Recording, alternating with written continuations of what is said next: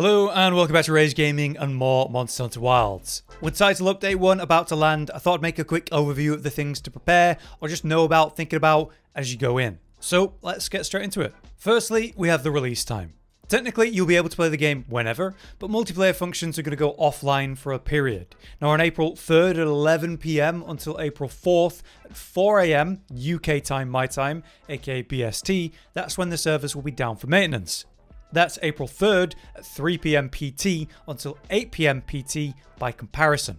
So after that rough 5-hour period, the patch will be live and the title update 1, it'll begin. Surprise! Is this me, or is this still Hollow but doing a Josh impression? Be a very good one, wouldn't it? Or maybe it isn't. Anyway, look, a little PSA as something else has come up since the rest of this was done, and essentially it is this big wall of yellow warning prohibited access. So when the arena quests and the challenge quests with the time rankings arrive with the title update, you obviously have to play them online so you can get your ranking registered.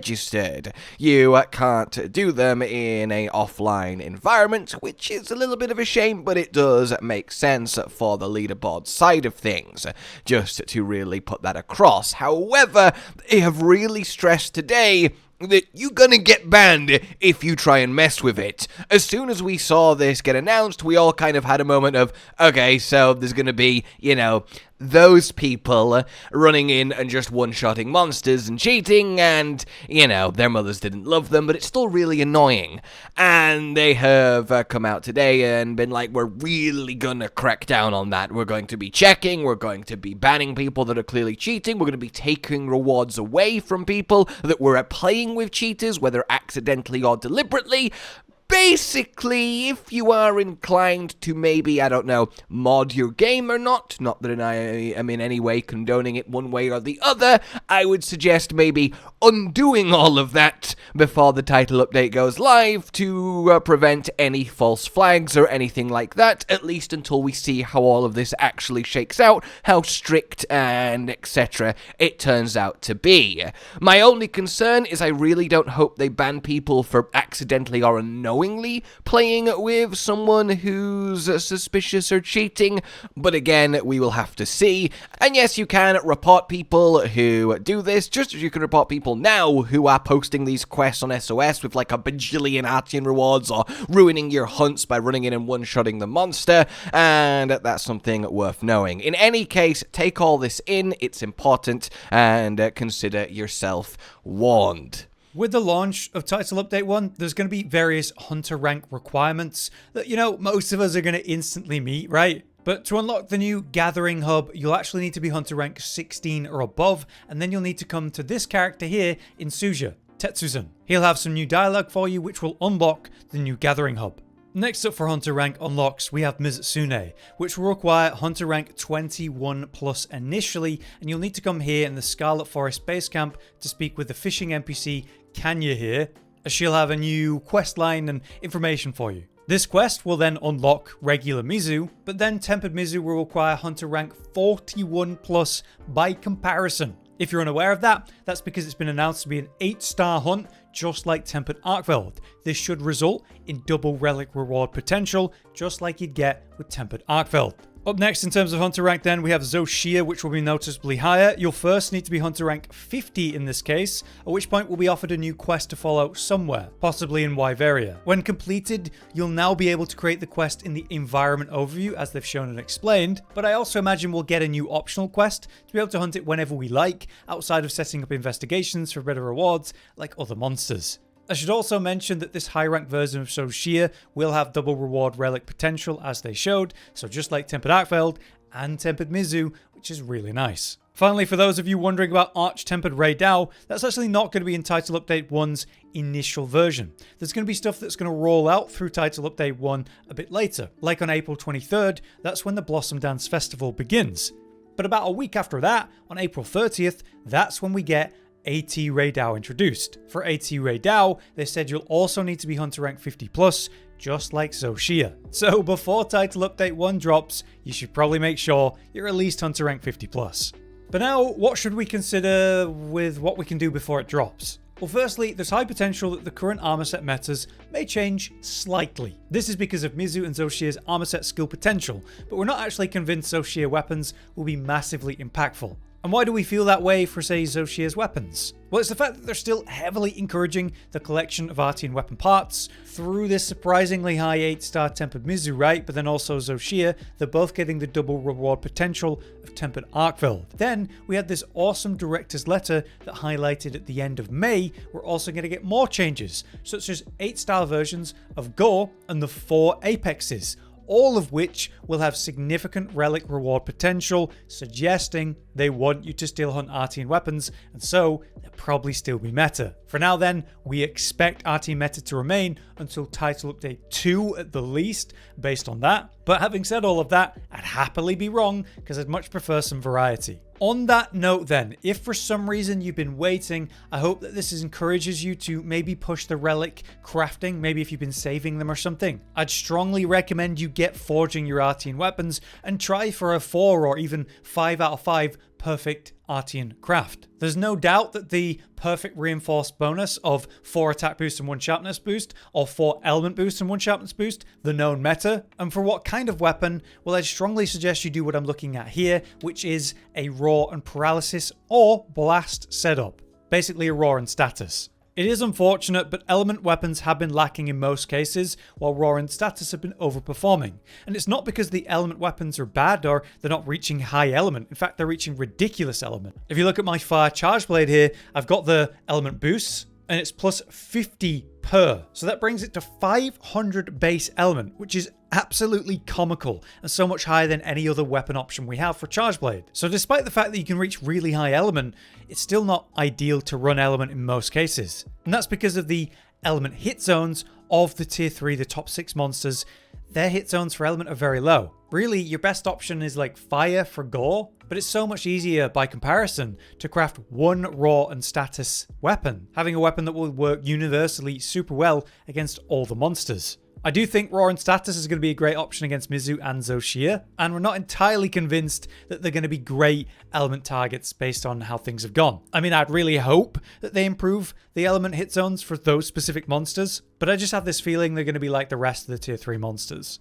Now, weapons aside, what about armor skills? Well, we can only really refer to Mizu with anything concrete. For example, we know the Mizu weapons will have water element on them, of course, and based on the Rise versions, they'll probably have 15 base affinity and white sharpness at rarity A. Meanwhile, for armor skills, we can definitely expect the return of Bubbly Dance. Mizutsune will cause Bubble Blight against hunters by touching the bubbles.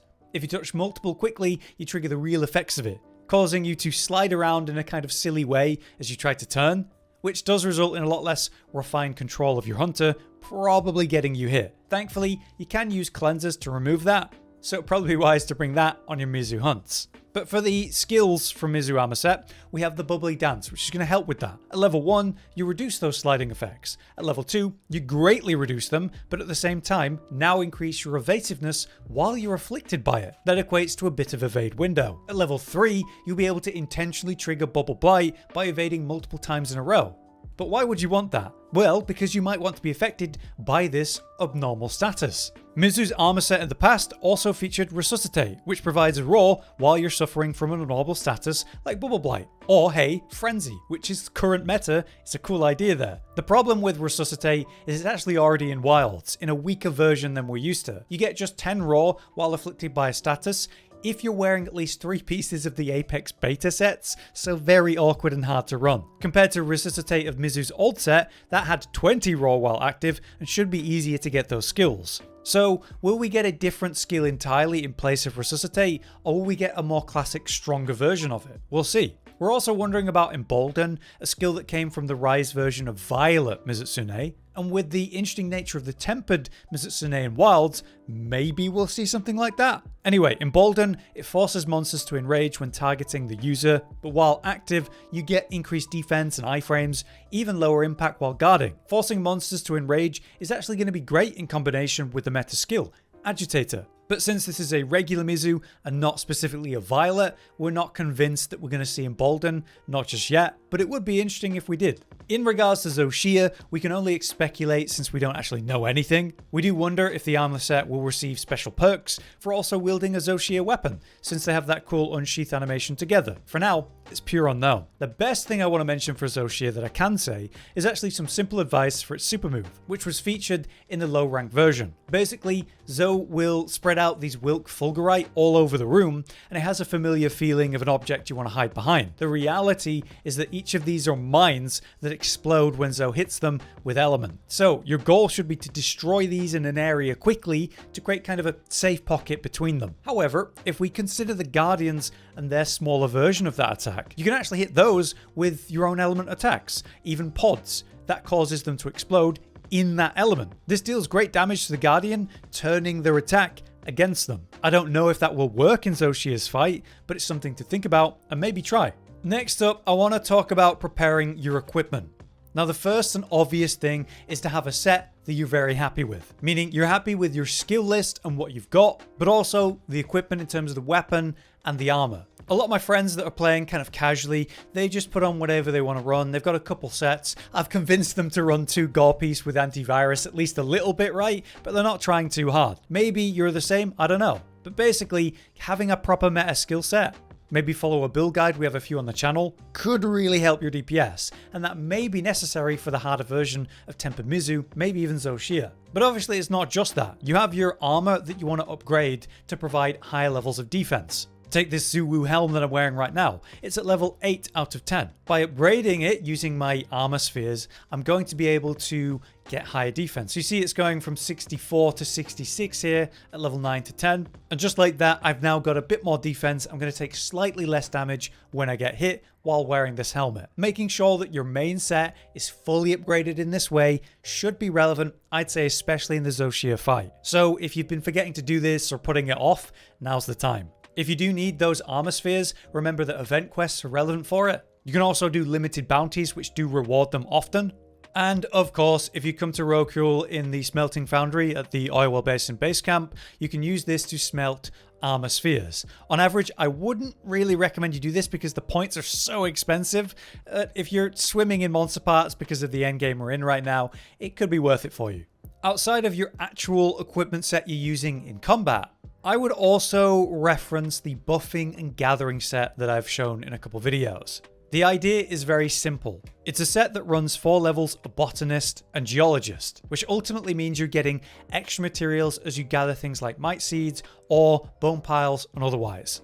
This is important because if you're really trying to push your DPS, you want to be using the buffing materials.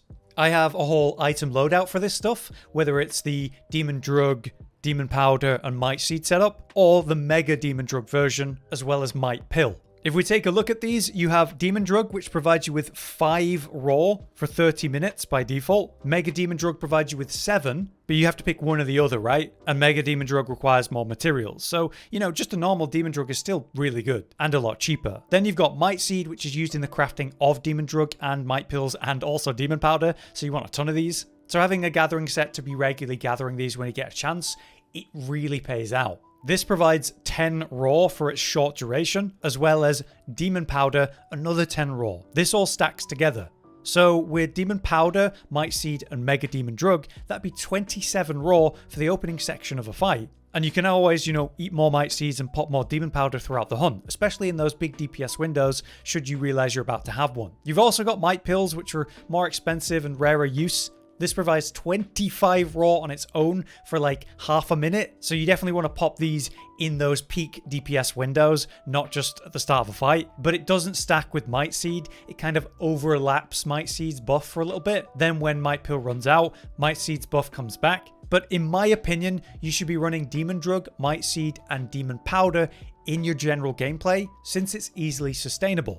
And I actually have some tips for that. Firstly, there's the buffing aspect of the set, where you can see we've got speed eating, item prolonger, and free meal. Speed eating means I do the buffing process super quick. Free meal means as I'm drinking my potion, it might just not be consumed, saving me those materials. Item prolonger means you get at level 3, 50% increased duration. So the 30-minute demon drug suddenly becomes 45 minutes. Amazing. This also works for the shorter buffs too, so it's really good. The idea is that you put on your buffing set, pop all the buffs, then swap to the real DPS set you're going to run for the hunt to maximize those buffs. And as you can see, you can achieve all of this in one set. With the sealed hood, you get botanist levels. With Chazzacabra mail, you get speed eating. With the battle van braces and belt, you get free meal at level 3 and item prolonger. Then you have the Azu's pants for all the levels of geologist. This also gives you forager's luck by running these pieces, which means even better results. Further, you can decorate like this to get the last bits of your botany level and extra benefits like speed eating and so on. So it's a really efficient set. Now, of course, you can use the farm to generate mite seeds and that kind of thing, but I find that it comes in small doses,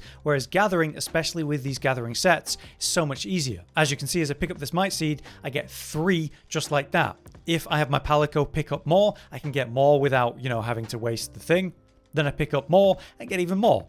There's 2 right there and even more in this region. But there's a little trick you can use. As you can see, it's on a 15-minute cooldown. This is the case unless I reload the area, which can be done by just opening up your map and going to a different locale and then coming back to where you gathered the thing. So I'm in the iceshard cliffs now. Let's go back to the ruins of Wyvria. Let's go to area 13 with a hidden cave with the mite seeds. And just like that, this has fully refreshed this locale, meaning I can regather those same mite seeds just like that. This is an easy way to gather like 100 of the stuff super quick and then not have to do it for a very long time, especially if you're getting perks of free meal procking by using a buffing set. So I hope that helps you.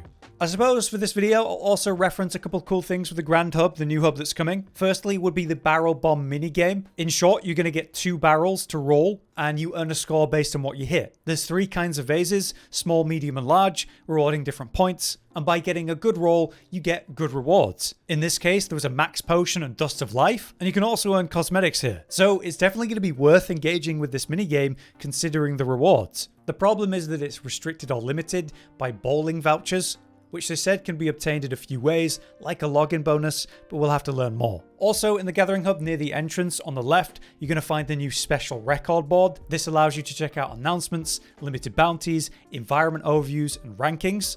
Be aware there's going to be new arena limited bounties for even more rewards. As another detail, they have told us that there's going to be a special way to view your currently found list of endemic life, but they didn't seem to mention a proper display for them beyond in the base camp. You're also going to find that the arena has had a big update. They've brought in the arena challenges, which forces you to use like a list of weapons and pre-build sets to beat a specific hunt or challenge, and the faster you do it, the better the rewards. This will introduce new currency, which will probably result in new armor sets and skills, hopefully. So it's going to be a very good idea to get comfortable with multiple weapons beyond just one, because in many cases, your main weapon, say longsword, won't be in that hunt, so you'll have to use something else while successfully beating the timer. So prepping and learning a new weapon right now could be something to do. But there you have it. That's my overview of things to think about in prep for Title Update 1. I do hope that was useful, but if you guys have anything you'd like to add or any other advice, then you can let us know in the comments because you might help someone. We'll be back to cover all things Title Update 1 with build updates and guides and more information as always, so do look forward to it. Until then, I've been Hollow, you've been you, and thanks for watching.